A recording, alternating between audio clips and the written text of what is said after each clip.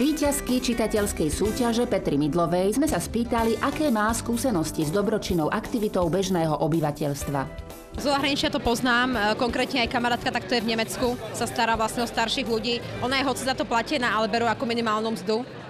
A čo ja môžem povedať aspoň zo svojej stránky, tak ja tak raz za rok urobím doma nejaké výberové konanie a všetky zbytočné veci odnesem do detských domovov. Takže to my robíme už dlhšie, čo máme také vytipované zopár.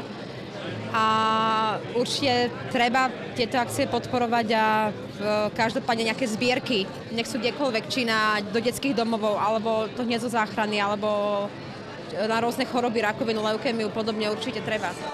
Gala večer vyvrcholil dražbou nového kalendára Slovenky. Celá táto akcia nás presvedčila o tom, že humanizácia spoločnosti je permanentný proces, ktorý je založený na pravidle, kto berie, musí aj dávať.